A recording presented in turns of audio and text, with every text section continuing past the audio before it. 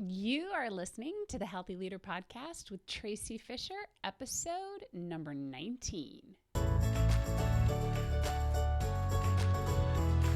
Welcome to the Healthy Leader Podcast, where it's all about optimizing your health, energy, and performance for your mind and your body. And now, your host, Master Coach Traci Fisher. Hello there, and thank you for tuning in today. I got to tell you, I'm super excited about this topic. I may even feel a little giddy about this because this topic is one that we talk quite a bit about while we're coaching, and I'm really excited to share some key tools with you to begin to master the art of following through. And the title, The Art of Follow Through, is very intentional. The art, the follow, and the through. And I want to start with what I mean by the follow through piece. So those are two key words. And the first is follow. So I want you to keep this word in mind. And there are a lot of definitions of follow. I looked them up.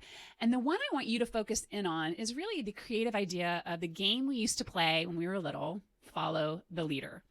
And you are the leader and you are the follower. So I want to know, did you play that game, Follow the Leader, when you were little? I did, and I loved it. And I was just getting excited thinking about it. And the way that we would play it is that we would line, 5 or 6 of us up in the yard or in the basement, wherever we were. And what we would do is the leader would start, and they would start moving and zigzagging, and everyone behind the leader would have to stay close enough that they would be able to reach out and touch the person in front of them at any given point in time. And you're not too close that you would actually bump into the person who is in front of you. So the key was to follow the person who was in front of you and to pay attention as they were zigging and zagging, so that when the person in the very front would stop abruptly, that we wouldn't all domino into each other. And of course it was fun if you did that. We would all giggle and laugh. And if you were able to not bump into the person in front of you, but also be able to reach out and touch them, then you would be able to stay in the game. But if you bumped in or if you were too far away, then you would be out. And we would continue to play and zigzag and practice agility and focus and movement in a really fun way. And we were also following and focusing in on the person in front of you. And the better you could do that, the longer you could stay in the game. So I like that idea of following what is right in front of you. So I want you to keep that concept in mind. And then how are we following through? The through piece is like going from one particular point to another, to start on one side and then come out the other side. And you can even think about that as one of those fun slides you go through. And in this case, we're talking about a specific result. You start on one end, one place, and then when you come out the other side, you have achieved a specific result. Now, that result, I would like for you to keep in mind, can be subjective or it can be objective. When you're going through the tunnel, when you're following step by step, when you get to the end, it could be something that's subjective, like improving your energy levels or creating a stronger relationship with your spouse or a client or a colleague. Or it could be objective, like losing a specific amount of weight or getting a degree or making a certain amount of dollars. So as you go through, the idea is that when you reach the end, that there is something specific, even if it's subjective, that you can point at. And so when we put those two definitions together of following and through, there's an art to it. There's a creative element of paying attention in the follow. And then there's also this piece of science to it where we're like, okay, there are certain things that I need to do to get through. And so the art of follow through and those 3 words are extremely purposeful. When we think about an art, it is really about the skill of combining the steps that we need to follow and doing them in a specific order as we can, so that we can get through to a result. And there is an art to it. So we're going to talk about how to practice that art of following through. And this is really important because we know that at first, when we want to create or achieve something, it feels a little bit like that game. It's fun. We're excited and we have a certain level of motivation around it. And after a few weeks or days, or maybe even just a few practice sessions, it can be a little tedious and not so fun anymore. And knowing the art of following through at that point is really important, because so often when I'm working with people, they're following through, they're eating right, they're going through their morning routines, they're creating space in their day, or they're making their sales calls. They're not through the process and they're tired of it. The scale isn't moving fast enough. They haven't noticed a significant increase in their energy levels, or they haven't made any of the sales. And being in the through piece can be really frustrating. We've got our eye on the result, and the journey through can seem really long. And this is important to recognize, because this can be the catalyst for getting out of the game or for giving up. And that is the most common way that we don't get our results. That's when we end up thinking, you know what, this is not worth it. This is taking way too long. I'm not doing it right, or this is taking too much energy. I'm out of here. And so I want to share 3 tools with you that I believe you absolutely need to continue the follow, to continue moving through, and to continue practicing and knowing that it is an art. So, you know that I love words and that I love to use alliteration, and I've done that here as well. I've done it maybe obnoxiously so, but I'm going to stay with it anyway, because the idea here is that you get to listen once and then remember it and be able to use this information without having to reference back. So here it is. Here are the 3 tools for the art of follow through. They are, number 1, plan it, with the emphasis on the word it. Number 2, plan it with the emphasis on plan. And then plan on it with the emphasis on plan on it. So I'm going to go through each one of those and start with plan it. And it is the result. It's what you're going to find at the end of the tunnel, at the end of the follow through. It is your result. And as I said earlier, it can be subjective or objective. And the first key here is that you get to be really detailed on this. And I know that this idea is not new to you. You know that you have to know where you are going in order to plan how to get there. SMART goals have been around since the 80s. And oftentimes when I talk to people, they say, I want to feel better. I want to get healthier. I want to have a better relationship. I want to be less stressed. And those are all good starting points. And I want you to notice what is going on here. When someone says healthier, better, less stressed, more connected, basically we are in comparison to what currently is. And so that's great. And I want you to be specific. So I'd like to ask people to apply a number to get specific. So that could be in terms of wellness. Again, it could be a measurement like your weight or your blood pressure or your body composition, or it can be a pain level. Maybe your current knee pain or hip pain or back pain is a 7 out of 10, and you want for it to be a 4, or maybe you want for it to be a 0. So it depends on your situation, and it depends on your health and your wellness and your parameters, and you get to be specific. Or if it's outside of the wellness realm, maybe it's you want to have a book written, or you want to have a certain number of sales. And again, regardless of whether it is objective or subjective, I want for you to have a number around it. So your it needs to be very specific. Don't just leave it in terms of comparison, but give it a number. And then once you know exactly what the result is, then you get to be clear on the actions that you want to take to create that specific result. And here is where you get to be aware of the difference between massive action and passive action. And one of the things that we talk about in the Healthy Leader Inner Circle is the difference between motion or passive action or movement and then massive action. And the key here is that massive action is action that you take that is geared specifically towards your result, whereas passive action or motion can feel like action, but it's really not getting you any closer to your goal. Passive action is a lot about thinking or researching or doing things that may seem useful, but they aren't. They're not moving you towards your result. An example of passive action is cleaning off your desk, or researching different diets, or thinking about time management, or researching different time management tools. I like to call this professional procrastination. We're moving, we're reading, we're researching, we're planning, we're learning, and many times we are overthinking. And the reason that we do this is because we want to be prepared. We want to be efficient, and we also want to feel comfortable about our action. So we do that research, we think about it, and we spend a lot of time in motion or in passive action, when in reality, you most likely know exactly what it is that you need to do. You just need to decide to do it, to come up with a plan, with a massive action plan. And one of the ways we get to what your massive action is we ask a very general question. I like to ask people, start out by just telling me a general story of how you got it done.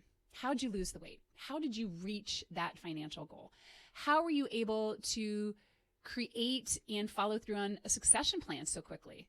How did you save your marriage? So ask yourself that question in general and come up with an answer. And start broad. Use the framework of, I created a plan and I stuck to it consistently. So that sounds like I ate healthfully and I went to the gym every day. I set a budget and I stuck to it. I hired a lawyer and I did what they said. I cut out my work hours and spent more time with my spouse. So really dumb it down, if you will, to get the general idea and then take it one step further. I cut out sugar. I figured out my current budget. I interviewed 3 lawyers, and keep doing that until you have all of the action steps that are necessary. And once you have all those action steps, then go back and make sure that they are necessary. So we go into detail into exactly how to do this in the inner circle. And the bottom line is to pay attention and discern between that passive action and then the actual steps you need to take to get the result. Now, I'm not saying that you don't need to research or read or learn, but use that action and connect it to a massive action. So for example, researching diets in general are not going to help you. Deciding exactly what you will eat and coming up with a menu will. Or reading a book on investments isn't going to make you money, but outlining the steps from the book and implementing them will.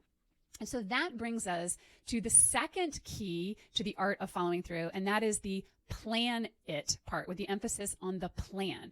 And your plan absolutely 100% has to go in your calendar. I do not care what kind of calendar you use, but the steps need to go in it. So when you plan it, my recommendation is that you have time every single day in your calendar to focus on your result, no matter what it is. Now, if it's wellness related, for sure, it's a daily thing because every day you're going to eat and sleep and move. So maybe you will walk at lunch every day, or you are going to have 2 meals a day, or you're going to sleep 8 hours. And those daily appointments, hands down, they go in your calendar first and foremost.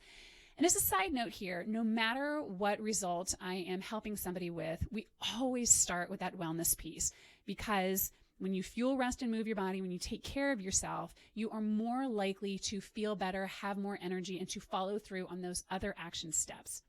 Now, if you have a different result in addition to your wellness and well-being, like writing a book or making a certain amount of money or working on a relationship, then you can block those times a little bit differently.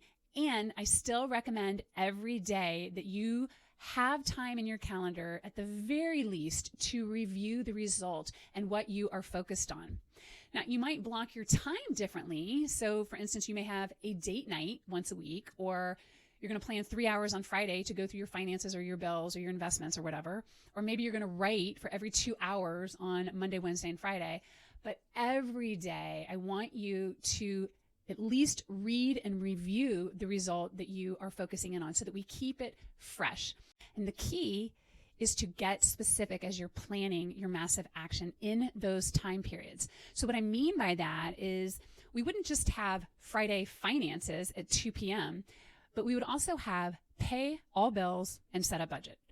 For date night, your note might be that you're going to wear something really nice, a reminder to keep your phone in your purse or in your pocket the whole time and to not interrupt. And for the writing, you're going to have that you're going to write 1,500 words per session. That means that you have those notes in your calendar.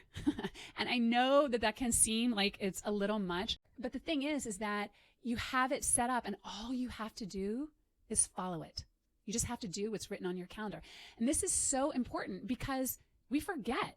even the things that are really important to us. We live in a world that there are so many things, important things, vying for our attention, that it's imperative to have the action and the details of it in our calendars.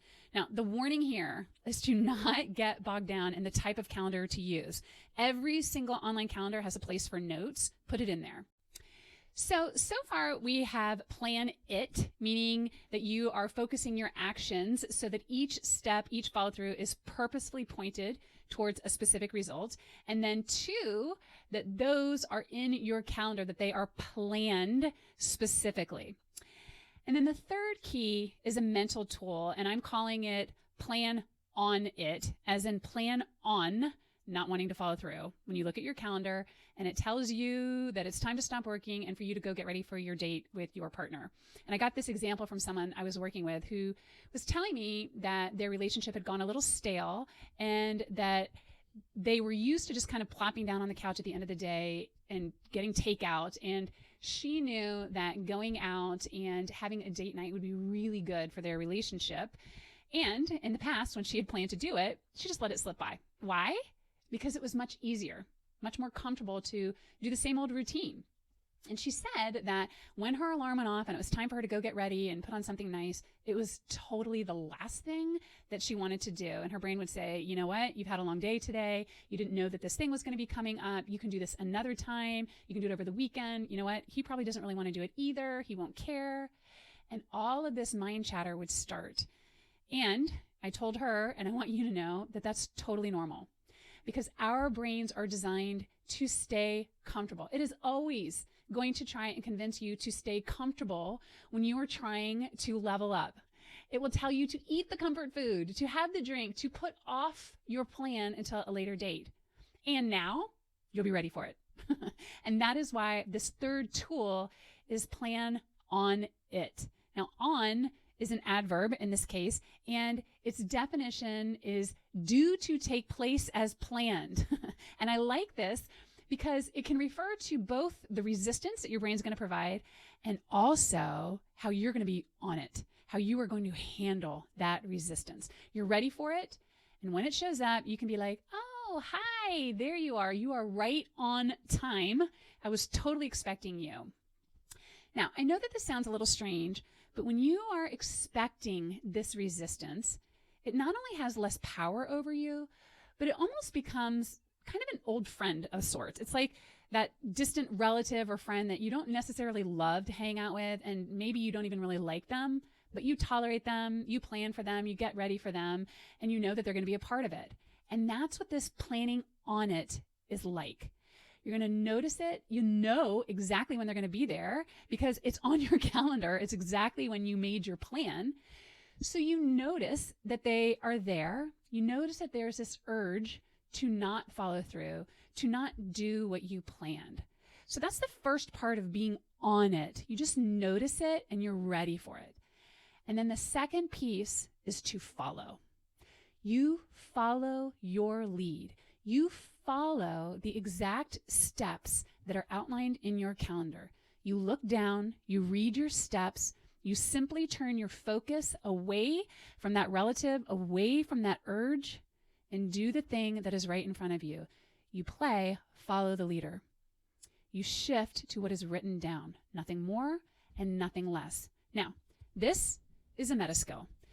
It is the ability for you to be aware of what you are thinking and how you are feeling, and to, at a specific point in time, practice focusing. You're practicing using your brain on purpose to shift away from those thoughts of not taking your right action and focusing in on what it is that you want to do. Now, there are a lot of tips and tricks for this specific moment in time, and the most important aspect of this is for you to recognize the moment that it exists. And that's why it's so important to plan it and to plan it, because this is where you get to practice the art of following through. Now, there are a lot of tips and tricks that you can use for this particular moment. We hear about reward systems or working for a certain amount of time and then taking a break. And Mel Robbins has a great tip that I share with clients, which is the 5, 4, 3, 2, 1, go technique. And basically that is as soon as it's time to do something, you get to that point on your calendar and then you notice the resistance, you start to notice that brain chatter, you shut it off and you go 5, 4, 3, 2, 1, go. And you follow through on your action no matter what. And there are lots of other tips and tricks for that moment as well. And the bottom line is that no matter what tip or trick you are using, what we are doing here is practicing the art of following through. All right, there's one other piece of being on it, and that is to stay on it over and over again until you are through that one task that's on your calendar. See it all the way through to the completed budget, to all of the bills paid, to listening and focusing the other person until the dinner is over, to writing until the 1,500 words are down on the paper. And knowing that during that time frame, you may have to practice following through and shifting your brain over and over again. Now, the chances are that once you get started, then it will be easier to continue to follow through. And I also want you to be aware that as you are going through your budget and the writing and focusing, that your brain will still tempt you to do something else, to go another way. So plan to be on it all the way through until you are done with that time frame that is on your calendar, until you have reached the result that is on your calendar. So for review, plan it. Plan the result that you want and make sure it has a number next to it. And you know all of the massive action steps you need to take to achieve it. And then 2, plan them right on your calendar in detail. Put it on your calendar. And then 3, when you come to that point in time, you get to plan to be on it. As you're on it, you are ready for the resistance and you are ready to move through it, to practice the art of follow through. This is the magical moment that you have identified on your calendar. This is where you choose to use your brain and to follow through. And if you prepared yourself ahead of time, if you have been diligent in your planning and you know that this step at this moment in time will lead you to your result and you're aware that your brain's going to resist, then you already have all of that on your side when this critical moment presents itself. It makes the art of follow through a little bit easier. So thank you so much for your time today, for being willing to practice and to play with me and to practice the art of following through. If you are enjoying these podcasts, I would sincerely love for you to leave a review and go forth and practice the art of follow through. Create an amazing day and an amazing life, creating the results with the practice of follow through. Hey there, if you are ready to take your well-beingness to the next level, come visit 𝐓𝐿ness.𝐞, where I've got lots of free resources.